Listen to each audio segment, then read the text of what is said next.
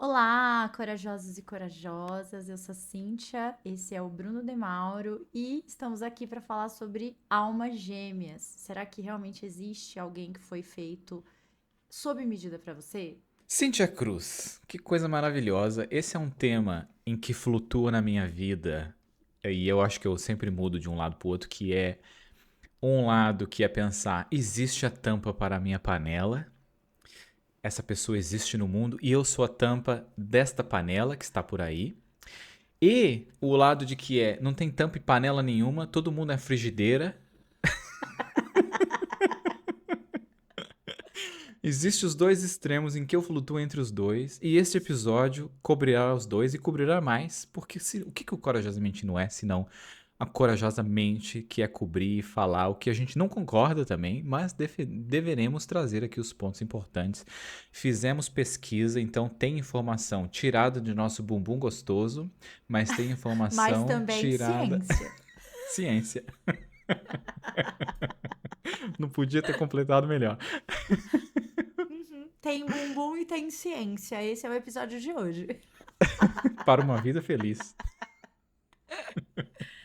Ai, vamos lá, minha gente. Seguinte, vocês já pararam para pensar de onde saiu essa história de alma gêmea? De onde que vem isso, né? Porque a gente vê isso no cinema, vê isso em livros, essa sensação de que, nossa, né, tem alguém aí que é perfeito pra mim e tal. E aí, quem começou com esse rolê? O Platão, né? Sempre. Ai, Platão, tão louquito, né? A ideia do Platão era qual? Que a gente, que nós fomos formados, né, como seres completos e com quatro braços, quatro pernas, dois rostos, né? Duas cabeças e tal, e que a gente se bastava aí nesse rolê. Mas Zeus olhou e falou: perfeitos demais. Isso me incomoda. Vocês sabem que Zeus ele tinha essa coisa meio vaidosa, né?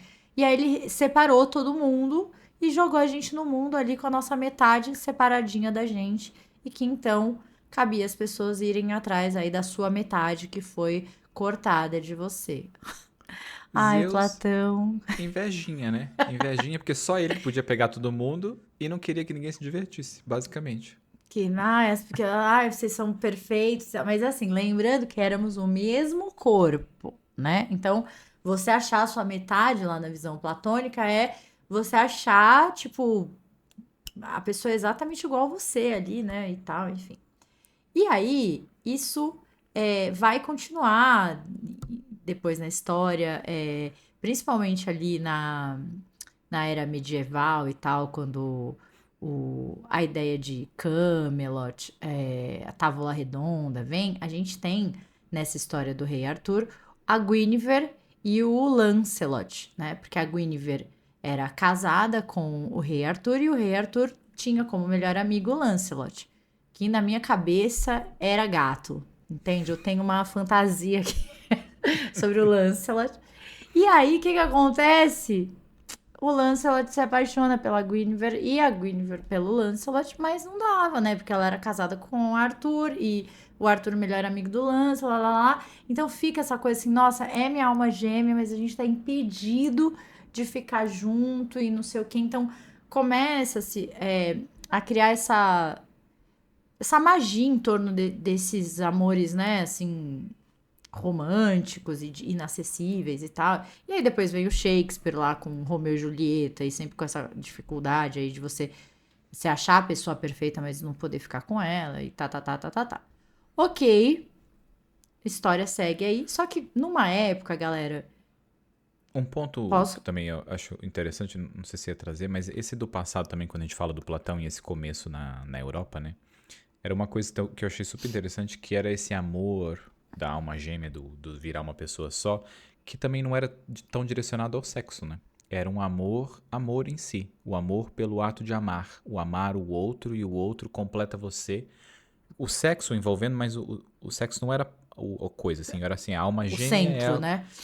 o sexo não era o centro, a sexualidade, né? Era a alma gêmea, é isso mesmo, das duas pessoas virarem uma pessoa que se completavam em si, não uma visão total do ser humano, né? Porque eu, quando penso em alma gêmea, penso em namoro, casamento e vem essa parte sexual junto. Pelo menos é o que vem na minha cabeça, né? Mas eu achei muito boa essa separação que existia no começo, de como vem de uma história de um local e como evolui para outro. Não que o sexo não acontecesse no passado, né? Porque sempre aconteceu, graças a tudo. Então, enfim, continua. Você Graças tinha a começado. Zeus, que comeu Ah, meio mundo. Mas olha que legal, né? A nossa sensação de incompletude, de seres faltantes, ela é tão primária desde sempre e tal, que cada era, né? Cada momento da história, a gente vai dar uma resposta para isso. E a ideia da alma gêmea, na minha leitura, ela é um jeito de você dar uma tranquilizar essa sensação de insuficiência que a gente tem enquanto seres humanos, né? Hoje a gente entende que se sentir insuficiente e tal é algo do ser humano, faz parte. E aí quando eu viro pra você e falo, não, mas você tá se sentindo insuficiente porque tem. A sua suficiência, ela tá solta por aí. Se você achar, acabou. Você vai se sentir completo. E aí cria-se também essa ilusão de que em algum momento você vai ter essa completude, essa sensação de ser completo, que não é verdade, né? E aí, outro dado histórico que eu acho importante a gente considerar, que é, nessa época, Platão, quando a fábula, né, a história do rei Arthur foi criada e tal, as pessoas viviam numa comunidade, viviam em vilas, interagiam muito. Então, elas tinham uma sensação de grupo muito maior. Com a Revolução Industrial e com essa ida das pessoas, né, saindo das aldeias, indo para as cidades, a sensação de solidão ela ficou muito maior. De você estar sozinho no mundo, de você ali na sua casinha minúscula, naquele trabalho exaustivo e tal. Então, ali reforça ainda mais essa necessidade, essa ideia de que eu preciso ter alguém. E aí, quando você casa, o impacto de um casamento, de um relacionamento nesse contexto é muito diferente de lá atrás, quando você estava na vila. Porque lá na vila, antes de você casar, você morava numa casa com um monte de irmãos, você interagia com essa vila toda. Quando você vai para a cidade, você tá sozinho numa casa, muitas vezes você não tem contato com as pessoas da sua família, por morar longe, sei lá o quê. Então, casar é ter alguém com você, é poder ter uma pessoa que vai estar ali sempre presente. Então, também muda um pouco sei lá, esse contexto social que a gente tem, essa sensação de estar tão sozinho. E de pensar que até as piadas fazem, ou os ditos populares fazem sentido, né? Por exemplo, São Paulo é uma cidade, não lembro a frase, mas São Paulo não tem amor, e quando você pensa em Não existe cidades. amor em SP. Exato, essa era a frase, obrigado.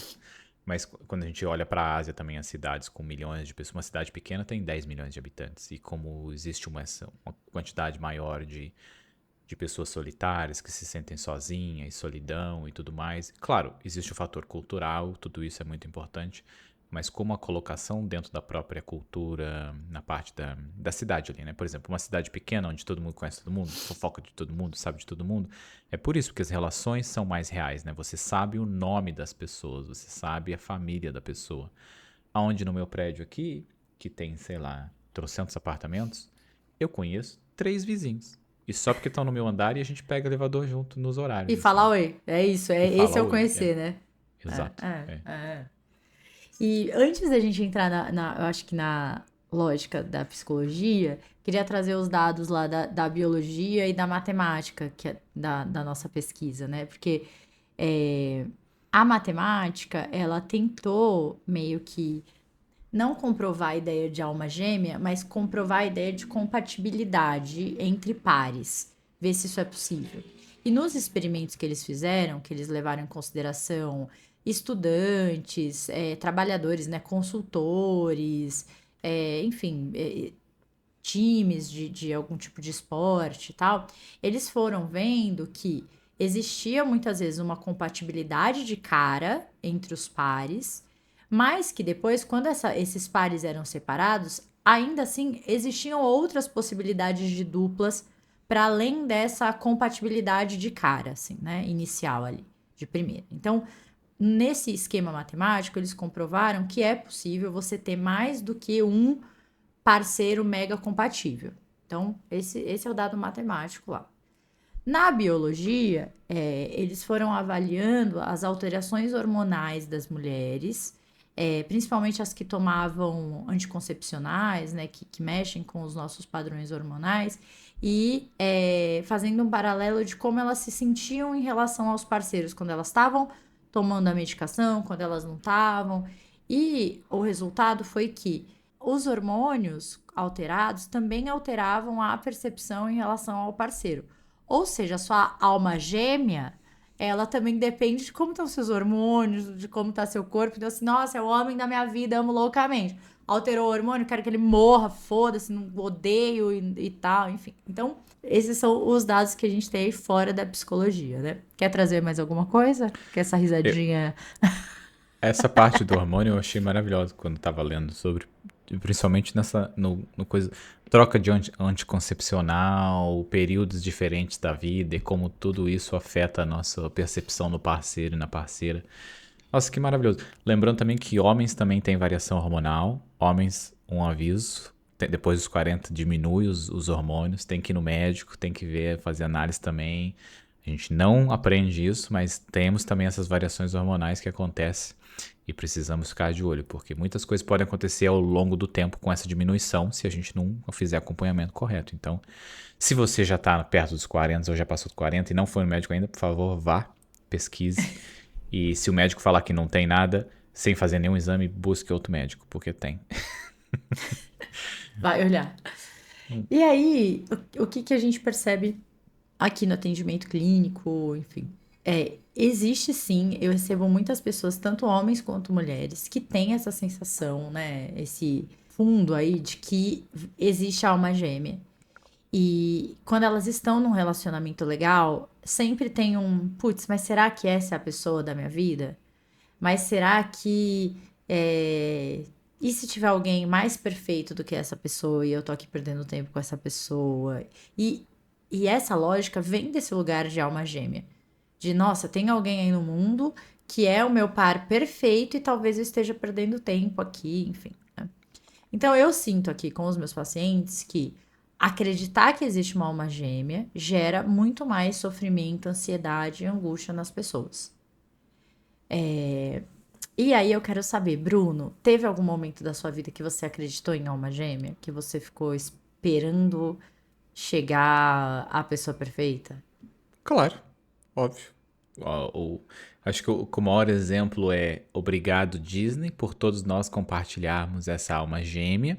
Inclusive todos nós não, porque temos uma pesquisa aqui que entrevistou 15 mil adultos e 60% dos homens acreditam. Então, se você é um homem e acredita, você não está sozinho, 60% acredita. E das mulheres, 64% acreditam em 64. alma gêmea. Exato. E eu vejo que quando eu crescia, o que vinha na minha mente era ficar mais velho era arrumar alguém pra casar, ter filho e trabalho. Essas eram as coisas. E esse do casar era essa sensação de que o casamento era com aquela pessoa ali, sabe? Você resolveu, fez um cheque. Porque você casou e o casamento já vinha o implícito desse da alma gêmea, que é a pessoa que vai ser pra sempre. E eu lembro que o pra sempre que foi o que sempre ficava na minha mente, assim, sabe? Eu acho que foi o pensar uma relação pra sempre, mas o que é pra sempre? Da onde vem esse pra sempre?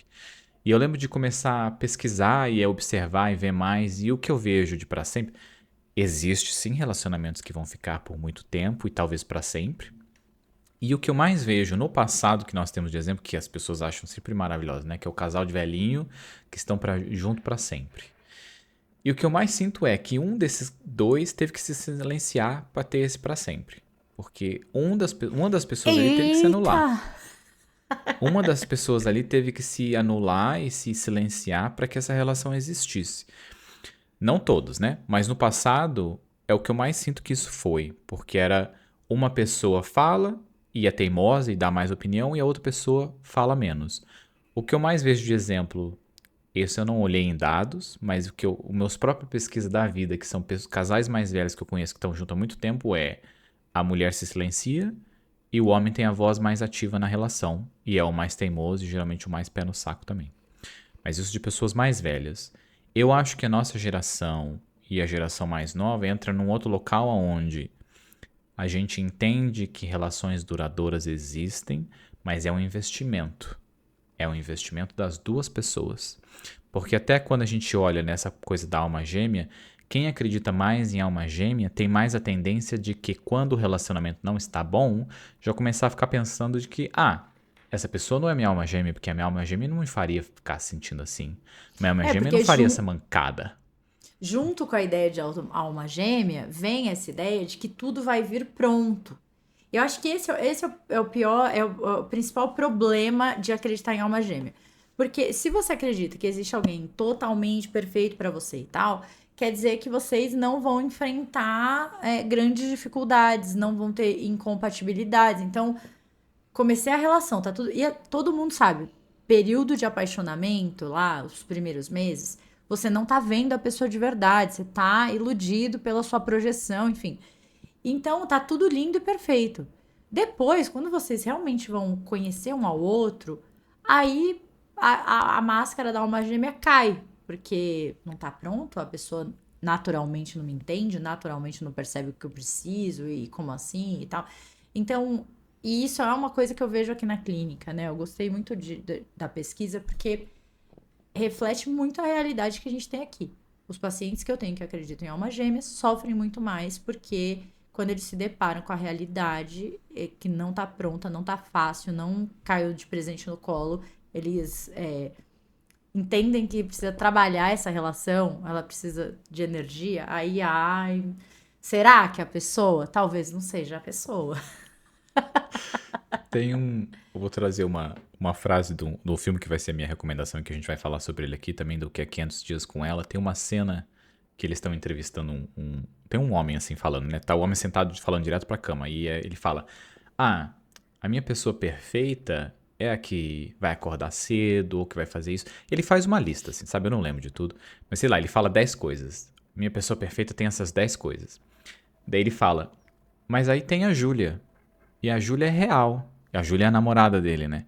E aí, tipo, o jeito que ele tá dizendo é justamente a pessoa perfeita na cabeça dele tem todas essas coisas A aqui. pessoa dos Mas, sonhos, né? A pessoa da dos sonhos. ilusão. A alma gêmea dele tem tudo isso, que é a projeção e a perfeição que existe nesse local mágico. E o spoiler, essa pessoa não existe em lugar nenhum, porque ela só existe dentro da sua própria cabeça. Ou seja, não existe. Porque nem o que a gente pensa sobre a gente é real. Mas enfim. E aí, o jeito que o filme coloca é tão bonito que ele fala, mas aí tem a Júlia. E a Júlia é de verdade. A Júlia é real. A Júlia tá aqui. A Júlia cuida de mim quando eu fico doente. Eu cuido da Júlia quando ela fica doente. A Júlia não é uma projeção, não é um sonho, não é um sonho, né? A imaginação, ela é real. E eu acho que o filme coloca tão bonito essa forma que essa é uma simplificação que não é simples de simplificar, porque a realidade é a realidade. E a realidade a pessoa vai fazer mancada, vai falar alguma coisa que te ofende, vai cagar fedido, vai esquecer de fazer tal coisa. Ela vai falhar com você. E não quer dizer que ela é uma pessoa ruim, a não ser que falhe todos os dias, né? Se ela falhar todos os dias, aí talvez tenha que fazer uma outra coisa. Ela só é a falha? Ela é a falha? Aí, né, amores? E eles tem uma pesquisa que eles fizeram com casais idosos para avaliar essa coisa da por quê, né? Como ficar tanto tempo juntos e tal.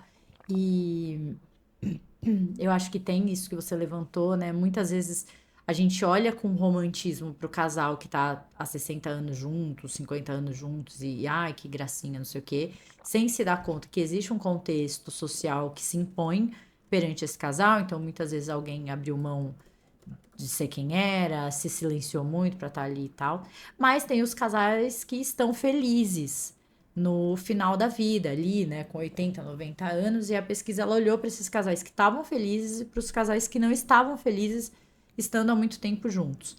E os dados levantados não é, nossa, ele é minha alma gêmea, eu sabia desde o começo, por isso que a gente é feliz até hoje.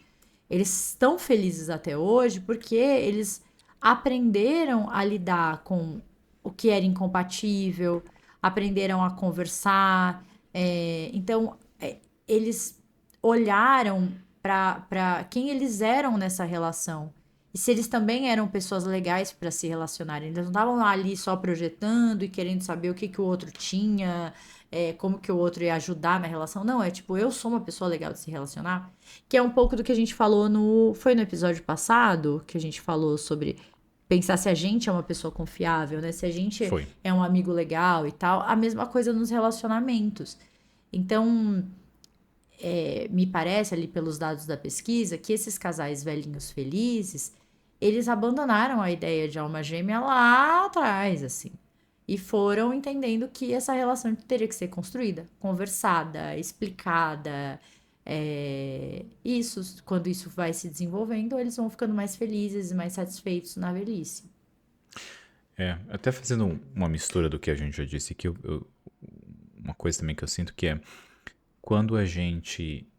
Existe uma paralisia nessa pesquisa, né? No procurar, na gente tentar encontrar. Porque eu sinto que quando a gente está procurando alguém, quando a gente vem com a crença da alma gêmea, a gente vai encontrar essa pessoa, e o que você disse no começo, né? Que a gente tem dúvida se essa pessoa é a pessoa certa ou não. E quando a gente encontra alguém, passou esses 6 meses, que passou o apaixonamento, e aí você fica na dúvida, será que essa pessoa é certa pra mim? Essa é a coisa mais natural do mundo, porque a gente vai se perguntar sobre tudo. O nosso cérebro vai pensar em coisas. E eu acho que o que a gente acredita nesse da pessoa certa, a gente ter tanta certeza que a pessoa certa existe, que quando a gente começa a sair com alguém e a gente tem dúvida se essa pessoa é certa pra mim, acontece essa paralisia, que a pessoa desiste. Eu tenho amigos que desistiram de sair em encontros e tudo mais porque não consegue achar essa sensação de que a pessoa tá certa pra pessoa. De que, será que... Não é nem se tá certa, é a resposta. Eu quero estar com essa pessoa por um período longo? E eu acho que essa pergunta vem justamente desse local da alma gêmea, que é, eu encontro alguém, esse alguém não preenche todas as expectativas que eu tenho, ou tudo que eu espero, e aí, por causa disso, ela não é a pessoa certa, e aí eu vou e volto a estaca 1, que é procurar a próxima pessoa. Mas esse sentimento nunca vem. Porque às vezes ele vem, mas ele vem com alguém que não está disposto porque não quer ficar com você, que a pessoa não te quer. Mas aí talvez você fique preso porque aí você não avançou para a próxima fase, que é você conviver com aquela pessoa e aí descobrir que essa pessoa vai falhar e não é perfeita, porque ela não é perfeita para você, porque ela não vai estar dormindo lá igual a mulher lá da Disney, drogada, e você vai beijar ela drogada e enfim. A Bela Adormecida, Branca A de Bela Neve, quem que Adormecida. era? Exato, E essa parte dos casais mais velhos também é um ponto que tem um site de relacionamento que eu não lembro agora, mas a gente pode pôr na descrição, que ele fez uma pesquisa com essa parte, né, do escolher o relacionamento certo e quem é essa pessoa. E uma coisa que eles descobriram foi as pessoas que procuram, que tem sempre, vamos dizer assim, você tem 3 ou 4 opções de pessoas que você namoraria. As pessoas que só querem a primeira opção, geralmente são as pessoas que não ficam com ninguém, porque elas só querem namorar a primeira opção delas. E geralmente a primeira opção, se você pensar assim, tem 100 pessoas, e você vai escolher, dividir essas 100 pessoas em grupos de 10, e aí você vai escolher uma pessoa só. Então você só vai poder sair com 10 pessoas. Se você expande essa para um top 3, você tem mais chance de sair com mais gente, o que te possibilita que você tenha mais chance de encontrar alguém que vai dar certo. Então, a nossa exigência de só querer sair com a pessoa mais perfeita, ou com a melhor, ou só com a primeira opção, vem de um local, primeiro, que é, como a gente pensa em relacionamento hoje, por aplicativos, que é um catálogo, né, que também comercializou o relacionamento. Se você pensar que você só quer sair com pessoas 10 de 10, né, acho que o homem tem essa classificação, que é pessoa 10 de 10, é beleza, é inteligência, é sucesso e tudo mais. Vai te impedir de encontrar as outras pessoas que não são 10 com 10. Por quê? Elas podem ser 10 em beleza, mas são 3 em sucesso. Ou pode ser 10 em sucesso, mas são 3 em beleza.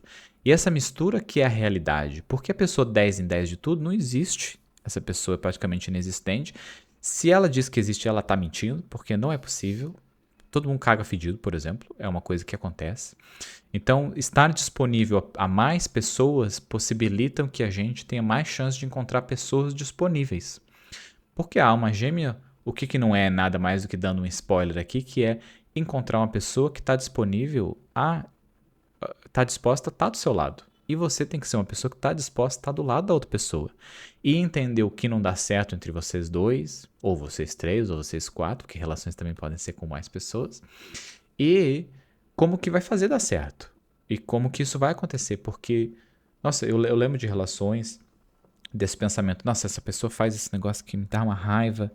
E é tipo, mas essa raiva vem de mim, não vem da outra pessoa. A pessoa não tá fazendo aquilo porque ela é cuzona. Ela tá fazendo aquilo porque é uma coisa normal na vida dela. E esse ranço, essa raiva vem de mim. E é como que eu vou trabalhar essa raiva, esse ranço em mim? E, enfim, falei bastante, vou ficar quieto agora. Não.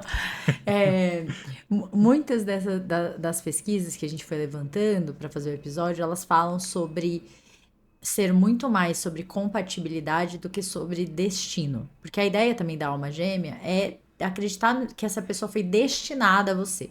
É um golpe do destino, por sorte e tal, e aí eu conheci a pessoa e não sei o quê. E não, a gente considera a compatibilidade quando a gente vai se relacionar, mas essa compatibilidade também vai ser construída nas pequenas coisinhas ali do dia a dia. E quando a gente escuta relatos de pessoas que estão satisfeitas nas suas relações, o que faz com que elas estejam satisfeitas não é, nossa, a viagem para Milão. Ah, é a vez que ele contratou um helicóptero e jogou pétalas em cima da nossa casa, e tal. São as pequenas coisinhas. É o chazinho que eu gosto quando eu tô triste, que ele lembra e faz pra mim. É o fato dela não esquecer que tal coisa pra mim é importante.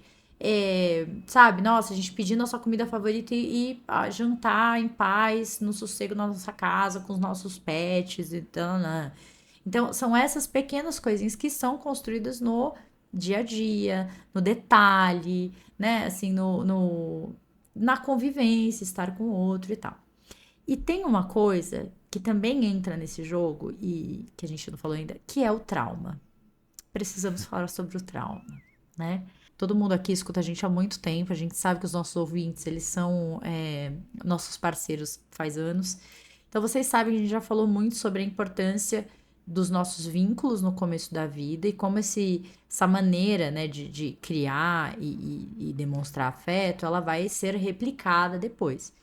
Então, os tipos de apego que a gente tem na infância, é muito natural que eles voltem reeditados quando a gente vai se relacionar com os parceiros, na vida adulta. Muitas vezes, aquele frio na barriga, aquela faísca que você sente quando você conhece alguém, você pode estar revivendo, né, repaginando algum trauma lá do passado. Então, sabe aquela pessoa que tá sempre se atraindo por pessoas indisponíveis? Ou não é indisponível porque tá no relacionamento, a pessoa não tá afim de você. Mas você, nossa, é ela que eu quero, é essa pessoa. Mas a pessoa nem olha na tua cara, não, mas nossa, a hora que eu vi, na hora eu senti que era ela e lá. Fala, opa, vamos olhar com cuidado, porque deve ter alguma coisa aí, né? É, tem um padrão que eu vejo muito aqui na clínica também, que é ter essa química, essa coisa com a pessoa intermitente, sabe? A pessoa que te dá atenção, aí te dá um gelo, não sei o quê, aí depois aí vocês saem, é super legal, mas ela nunca mais te liga, aí você fica, ai meu Deus, não sei o quê, aí do nada ela te manda uma mensagem, enfim, né? Vamos olhar também com carinho pra essa coisa do, ai, nossa, senti, porque não sei assim, não sei você, né, Bruno? Eu já tive muito essa coisa de olhar pra pessoa e falar, ai, fudeu. Já sei que eu vou ficar afim, já. E no fundo eu tava replicando alguma coisa aí que não era legal, entendeu? Tipo, então, olhem com carinho.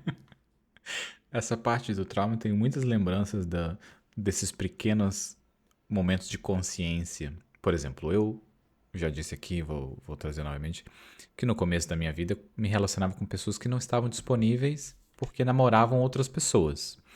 E isso era por causa de um comportamento de abandono e etc. E da minha infância, né? Relacionado a mim. Quando eu descobri isso, inclusive esse tem muito orgulho que foi antes da terapia, também que tava óbvio, né? Era uma coisa fácil de ver. Que, tipo, Não, como assim? para, vamos dar. Não, tem mérito perceber, Tem, sim. tem, Poxa tem. vida, Ok. poxa. Mas depois, dentro da terapia, eu descobrindo outros tipos de pessoas que eu me apaixonava e que era justamente o que eu me apaixonava era o que causava o desapaixonamento depois. E olha só que coisa oposta aqui. O que me apaixonava nessa pessoa, aquilo ao longo do tempo ia fazer eu não querer estar com aquela pessoa, porque aquilo me dava ranço, criava um ranço. Inclusive temos episódios sobre ranço aqui, estará linkado na descrição. Mas e descobrir essas coisas eu via depois de ter essa consciência na terapia, eu começava a me interessar por alguém, eu olhava assim e pensava, vou fazer esse checklist aqui do que é. O que essa pessoa me atrai? É tipo, olha aqui, ó. o que tá me atraindo é justamente o que daqui 6 meses eu vou Eu vou olhar pra querer essa matar pessoa. essa pessoa. Que saco, odeio essa característica. Exato, exatamente. E essa parte do trauma também vai pelo lado oposto, né? Que é, se você cresceu em um ambiente que as pessoas, por exemplo, têm o amor, que é o amor é gritaria, que o amor vem num lado de violência, quando você encontra alguém que te dá um amor com carinho, com afeto, você não se atrai com aquela pessoa, porque aquela pessoa tá te dando Ai, algo que, tipo, não que faz sentido. morna. Pessoa chata, vem querendo me trazer chazinho. Eu não tenho que Nossa. ficar implorando pelo meu chá. E então, isso é uma coisa importante também pra gente ver, que é descobrir as formas diferentes de amor e de afeto são importantes. Mas não é uma coisa fácil. Não é uma coisa que sim, que é só você estar ouvindo a gente e vai conseguir descobrir, porque é difícil. Esse carinho, esse afeto, eu ainda vou descobrindo ao longo, semana passada mesmo, um gesto bom que aconteceu comigo e, tipo, eu não sabia o que pensar dessas coisas assim. Como assim? O que que é isso aqui que tá acontecendo? O que que eu tô sentindo? E é tipo, a vida, assim, em relacionamentos é maravilhosa, tanto pelo lado do trauma quanto pelo lado do não trauma. E como que a gente pode chamar trauma positivo? Que é quando alguém te introduz algo assim novamente. Tem uma palavra específica pra coisa? Não é trauma, né? Eu tô só tentando juntar as duas coisas aqui. Você quer falar tipo de um padrão positivo, né? De Um um. padrão positivo. Tentei fazer uma palavra, uma brincadeira que não deu certo, falhou. Mas esse padrão positivo, que é justamente ao invés do trauma na parte desse amor briguento, um amor carinhoso, um amor de afeto que é descolado de algumas experiências, talvez, que eu tenha tido na minha vida no passado. Mas, enfim. Eu acho que é natural a gente se interessar no outro, né? Por coisas que a gente não tem, então aquilo é uma novidade, né? Você é tudo certinho, regradinho, e aí você conhece uma pessoa que é, nossa, liberta, né? Que ai, se joga, faz as coisas da cabeça dela e não sei o quê. E aquilo de cara pode ser muito atrativo. Você fala, nossa, meu Deus, essa pessoa, ela tem coragem de fazer coisas que eu não tenho e tal. Lá, lá, lá. Só que com o tempo, isso é sustentável. Porque a pessoa vai continuar sendo quem ela é. Então ela vai acordar no sábado de manhã e ela fala: Ah, vamos para Machu Picchu. Tô fazendo minha malinha aqui, achei propício. Hoje tá um sábado ótimo, né? E você, que é a pessoa toda regradinha, aquilo pode te fazer muito mal. Porque não necessariamente você vai embarcar e falar, nossa, acho ótimo, estou remarcando meu trabalho da semana toda e vamos viajar. Não necessariamente. Então, o quanto você sustenta tá com essas características. Uma coisa é te atrair porque é novo, é o desconhecido, é algo que você não tá acostumado. Outra coisa é o quanto você vai sustentar isso no decorrer do tempo. Que é isso que você falou, né? De se apaixonar e tá, ai meu Deus, né? Depois eu odeio essa pessoa por causa disso. Por causa. Ai, ela faz o que quer, ela não sei o quê, não planeja nada, é tudo na cabeça dela, não tem, você não sabe o que vai vir dali e tal. Só que, nossa, 6 meses atrás era, ai, como ela é livre, como espírito livre. Pois é, né? Vamos pôr a mão na consciência aí, queridos. A gente coloca um pouco um peso, vou dizer não, como uma muleta no outro, né? Que é, por exemplo, eu não sei falar em público. Então, vou namorar alguém que sabe falar em público, porque é algo que me atrai. E é algo que talvez me ensine. E eu lembro de pensar isso no passado na minha vida, assim, de pensar em muletas que eram coisas que eu não eram boa. Por exemplo, planejar uma viagem ou ser espontâneo para uma viagem, como você falou. Eu não sou uma pessoa espontânea para viagem. Então, eu colocar essa pessoa num local, encontrar a pessoa que é espontânea pra viagem, é encontrar uma muleta ali, né? Que é talvez algo que eu queira, eu queria ser mais espontâneo pra viagem. Eu não quero, tá? Isso é mais um exemplo. E aí eu vou encontrar alguém que seja e eu vou aprender com ela a ser. Ou ela vai fazer isso pra mim e isso vai ser bom pra mim. Até você descobrir o que é ser espontâneo em viagem, que é difícil. Não, e assim, né, queridos, por que que a gente prefere achar isso na outra pessoa do que desenvolver isso dentro da gente? Mas a vida fica muito mais fácil quando a gente já arruma alguém pronto, que já tem, né? Só que tal if se você, de repente, tentar desenvolver um pouquinho essa característica em você? Não precisa ser completamente, mas vamos olhar pra si, ao invés de querer alguém complementar e trazer o negócio pronto e tal, enfim, né? E foi bom você falar nessa coisa do peso que traz, né? Assim, essa muleta, colocar o outro como muleta e tudo, porque também imagina você passar a sua vida esperando que alguém, uma pessoinha só, vai ser suficiente, completa, né? Completa suficientemente para fazer com que você se sinta inteiro. Nossa, gente, que peso que deve ser namorar uma pessoa assim, casar com uma pessoa assim, né? Se eu não estiver bem, se eu não estiver atento, o outro não vai estar completo. O outro vai estar se sentindo menor. Não, gente, a gente precisa se sentir inteiro sozinho, né? Não tem uma metade sua, tem você inteiro. E aí, quando você tá inteiro, você também consegue se entregar de outra maneira, ser um parceiro muito melhor. Então, não dá, para de olhar pro outro e volta a olhar um pouquinho pra você.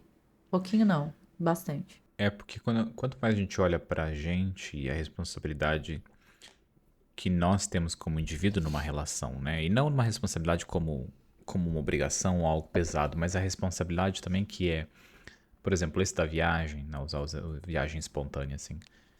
Se a gente projeta isso na outra pessoa, que a outra pessoa tem que resolver isso, a gente tá colocando uma expectativa nossa, né? Isso não é saudável pro relacionamento. E vai em volta tudo aqui que é buscar no outro o que falta na gente, que a gente tem o desejo, mas aí quando o outro começar a falhar naquilo ou não cumprir, porque se você projeta no outro e o outro começa a não cumprir o que você está projetando, o outro está falhando. Mas está falhando o quê? Que o outro nem sabia que tinha que fazer isso, porque veio de você. E quanto mais a gente olha para dentro e mais a gente se foca na gente, como eu dei o exemplo, né, da minha parceira, faz algo que me irrita. Mas me irrita por quê? Isso vem de mim, não vem dela. Como é que a gente distingue essas coisas, né? E como é que a gente entende que uma coisa sou eu, uma coisa é outra pessoa, e o que é real e o que não é real? É um exercício que leva tempo, mas essa ter autoria e entender da gente o que acontece é muito importante para a relação. E o outro fazendo esse mesmo exercício, que relação gostosa.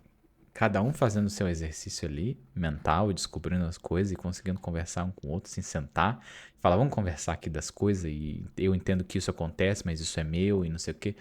Nossa, dá até arrepia aqui, ó, a pele. Olha aqui meu braço O arrepiado. negócio aqui no pescoço. Ô, Bruno, conta pra gente do filme. Então, tem um filme que é um filme de 2009. E a gente vai dar spoiler leve aqui desse filme, porque esse filme também ajuda na inspiração desse episódio, porque esse filme chama 500 Dias com Ela. E esse filme retrata assim, tem o Tom. E o Tom é o ator principal do filme. E a gente vê o filme na visão do Tom. Só que quando você vê o filme na primeira vez, pelo menos eu quando vi na primeira vez, eu não entendi que o filme era o Tom. O filme é a vida do Tom. E o Tom, o que o Tom faz? O Tom tem uma vida chata. O Tom trabalha o trabalho é chato pra ele. A vida pessoal é chata. Ele tem pouco amigo, ele sai pouco. O Tom existe nesse local em que ele não existe na vida. Ele tá só vivendo um dia atrás do outro. E ele tem tempo, tá? Ele não trabalha e tem condução gigantesca assim que não tem tempo. Não, ele tem tempo livre. E aí o Tom encontra a mulher lá, que eu não lembro o nome da mulher. Summer. A Summer, é verdade, né? É o Summer, que é o verão em inglês, que é no inglês é 500 dias com verão, com Summer, e 500 dias com ela. E aí a Summer vem o quê? O verão vem pra o quê? Pra dar cor à vida do Tom. Chata. E aí a Summer, no filme, entrega o que o Tom quer, assim, sabe? O Tom quer... Nossa, ela tem a viagem espontânea, ela faz viagem espontânea, ela dança na rua, não tem vergonha de dançar na rua, porque o Tom tem vergonha de dançar na rua, no elevador e cantar, fazer karaokê. Ela vai no A gente karaokê tem e... certeza disso. A gente tem certeza disso. Ela vai no karaokê e todo mundo adora ela. O Tom não. O Tom não consegue abrir a boca e cantar no karaokê. Mas então a mulher completa o Tom, porque a mulher consegue fazer o que o Tom... A Summer consegue fazer o que o Tom não consegue. Então ela vai fazendo todos esses negócios que o Tom imaginava que queria. Mas aí, de novo, são os primeiros 6 meses, né? E aí depois, o que acontece é... A Summer, que é uma pessoa real, que existe no mundo, né? Dentro do universo do filme, ela não entrega tudo que o Tom quer, porque ela não vive para o Tom. Ela vive para a vida dela. E o Tom é só um namoradinho dela ali. E eles estão namorando, né? E aí o Tom começa a ficar desapontado. Porque como assim que a Summer não adora ele? Que ele é o centro, que ele é o centro do universo dela, do universo que ela gira. E aí a gente vai assistindo o filme a primeira vez e pensando assim, mas essa mulher é uma filha da mãe. Essa mulher é cuzona, essa mulher é isso e aquilo. E quando você assiste o filme com esse pensar de que o Tom tem trocentas projeções em cima dessa mulher e essa mulher não entrega nada do que existe no Tom, porque o Tom precisa fazer terapia dele, precisa melhorar a vida dele, porque a Summer tá vivendo a vida dela. E eu vou dar um spoiler leve aqui que acontece, que é uma das coisas que a gente fica com raiva da Summer é que eles terminam e o Tom fica na miséria. Você fica no Tom assim, o filme até muda, fica mais preto e branco, perde a cor. O verão foi pro caralho. E a Summer, o que acontece? Passa um mês, ela encontra alguém e vai casar com a pessoa. E aí você pensa assim, o Tom, ela não Caraca! queria casar com o Tom, mas ela encontrou alguém que quer casar com essa outra pessoa. E aí a gente vai entendendo assim que ela não é uma pessoa má. Eles não davam certo, porque eles não davam certo. Não é culpa do Tom, não é culpa da Summer. Eles não eram um casal que dava certo. Eles estavam em momentos diferentes da vida e querendo coisas diferentes. E eram pessoas diferentes na vida. E a gente nem sabe muito do parceiro dela, porque não é o foco. O filme é o Não é o Tom. foco. O filme é o Então, mas foco eu no Tom. acho que a gente pode parar de contar o filme agora, né? Porque eu Já fiquei entregamos, animadíssimo. né? Esse filme Já, é muito já, maravilhoso. mas o que eu acho que eu acho que a sacada do filme pra gente assistir com os dois olhares é quando você assiste um filme, você é levado a esse lugar neutro, como se a história estivesse sendo contada de uma maneira neutra. E aí a gente entra nesse lugar de vilão, mocinho, não sei o que, né?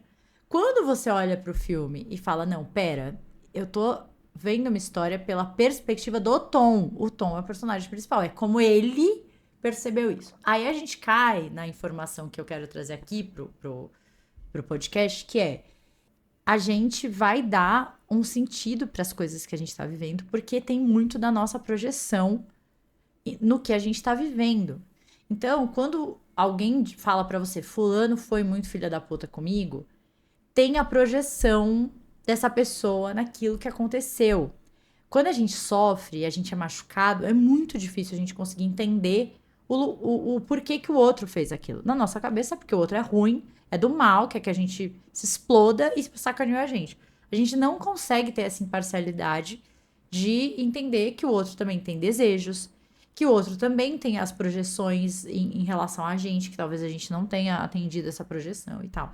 Então, eu acho que isso, talvez o filme, ele sirva, né, pra não que o filme tem que servir pra alguma coisa, mas eu acho que deixa essa ideia clara de que a gente projeta que o outro não precisa ser um vilão. Não é assim que a coisa acontece, né?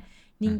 Tipo, um mês depois casou com alguém. Gente, ninguém tá livre de se apaixonar em um mês, de achar alguém tão compatível, de querer criar uma vida e tal. Não é tudo sobre você, meu amor. Ai, que fez pra me atingir. Queria acabar com a minha vida. Nossa! Nossa, lindo. Se dê menos importância. Eu, hein, credo. E o filme vale muito a pena assistir, o final também é bom, a gente deu pouco spoiler aqui, e é bom ir assistir com essa mentalidade, assim, de perceber, porque o filme, a gente pensa que é um filme de história de amor e coisa assim, e é uma história de crescimento. É isso, é como a gente cresce na vida. E a gente precisa viver experiências para crescer na vida. E olha, eu dizendo isso, sinto muito orgulho, porque eu era alguém que não queria viver experiências assim, com muito medo, mas como é que é importante essa coisa da realidade, como você disse, o mundo não gira em torno da gente, a gente não é o sol, a gente não é o centro do universo, a gente é uma pessoa. Eu lembro, o Caio falou uma vez, algumas vezes em live, que a gente tem que deixar de pensar que é o último biscoito, bolacha do pacote, que é premium, que é um peso viver a vida achando que a gente tem que ser especial desse jeito. E isso é muito importante. Quanto mais a Mas gente aceita. talvez a gente seja realmente a última bolacha do pacote, porque a última bolacha do pacote, ela tá toda quebrada, entendeu? Ela tá toda cagada. Então você tá achando que você é a última bolacha do pacote, porque, é a última, então você realmente é a última. Toda quebradinha, desfarelada. Tá bom, amores? Olha, gente, acho que é isso por hoje, tá? Se você tem uma história de alma gêmea, se você deixou de acreditar em alma gêmea depois desse papo, deixe mensagens pra gente. @corajosamente podcast lá no Instagram. Você pode deixar aqui no Spotify ou no YouTube ou de onde você estiver ouvindo. Você também pode entrar em contato com a gente. Bruno está mais off das redes sociais, mas eu tenho lá o meu Instagram, @quintaldacíntia. E se você quer fazer terapia com alguém tão maravilhosa quanto eu, tô aqui. Me liga, me manda mensagem. Só dá um oi. Uma coisa importante também lembrem de dar as estrelinhas lá no YouTube, na Apple, no YouTube, no Spotify. Falei YouTube 2 vezes. No Spotify. São importantes, não te custa nada. Dê as 5 estrelas. Como eu sempre falo, se não for dar 5 estrelas, não vá perder o seu tempo, que aqui só trabalhamos com 5 Não estrelas. vem me avaliar mal, não, que eu não quero. Temos os comentários, que avaliar mal, comente, estaremos lá lendo. Se xingar a gente deleta e te bloqueia, porque não tem que xingar ninguém. Mas se isso for um ser humano normal que consegue ter um diálogo, estamos dispostos a ouvir. E, enfim, maravilhosíssimo, mais um episódio gostosíssimo. E a pergunta, Cintia Cruz, que eu vou pôr aqui no final, tem alma gêmea ou não tem? Eu acho que depois desse episódio existe uma resposta, que nós já respondemos aqui. Se você ainda não entendeu a resposta, volte 2 casas e escute esse episódio de novo. É isso, gente. Beijo. Até o próximo episódio. Um beijo. Tchau, tchau.